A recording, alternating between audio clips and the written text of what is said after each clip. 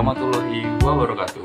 Perkenalkan, nama saya Joseph Saputra Banjarnahor dengan NIM 122170053 dari program studi Teknik Mesin Institut Teknologi Sumatera.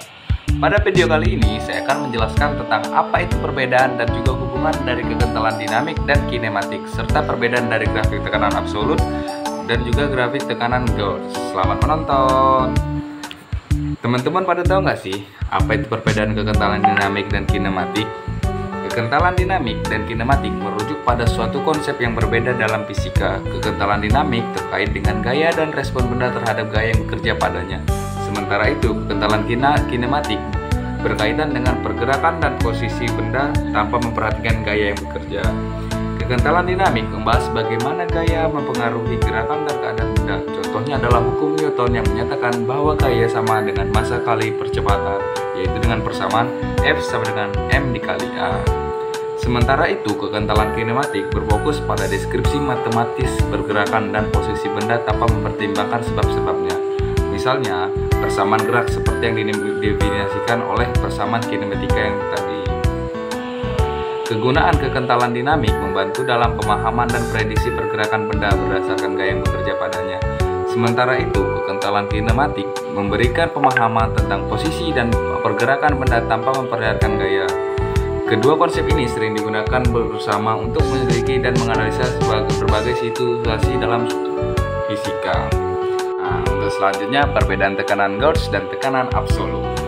Tekanan dilambangkan dengan simbol P, yang merupakan satuan fisika yang digunakan untuk menyatakan besarnya gaya F per satuan luas A.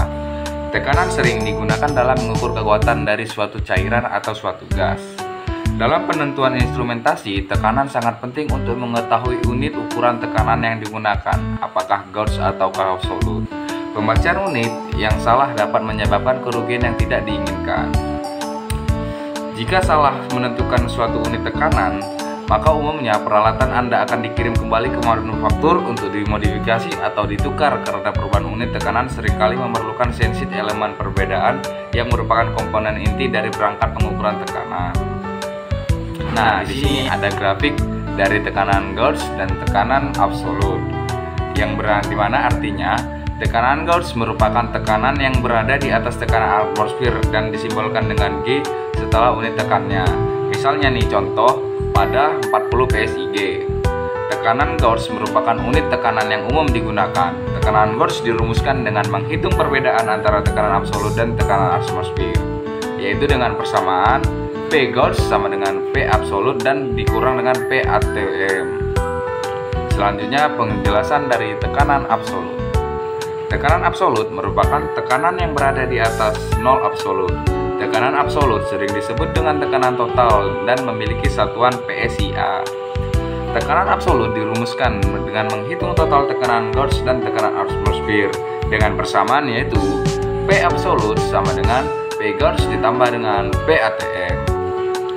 Nah, untuk penggunaan tekanan Gauss dan tekanan absolut ini seringkali digunakan saat kita ingin mengisolasi sejumlah tekanan tertentu di dalam suatu proses, yaitu dimana saat terlepas dari apa yang terjadi di atmosfer, maka kita harus menggunakan sistem tekanan absolut. Namun juga, jika ingin mempertahankan tekanan tertentu relatif terhadap tekanan atmosfer saat ini, maka kita harus menggunakan sistem tekanan Gauss. Pengukur tekanan Gauss akan menambah atau menghilangkan udara saat tekanan udara sekitar naik dan turun untuk mempertahankan perbedaan tekanan yang diinginkan. Aplikasi tekanan Gauss dan tekanan absolut. Mayoritas aplikasi menggunakan unit tekanan Gauss, yaitu alasannya unit ini umum digunakan untuk pengukuran tekanan karena setiap ruang dan pipa akan menyamakan tekanan dengan tekanan atmosfer ketika dilepaskan.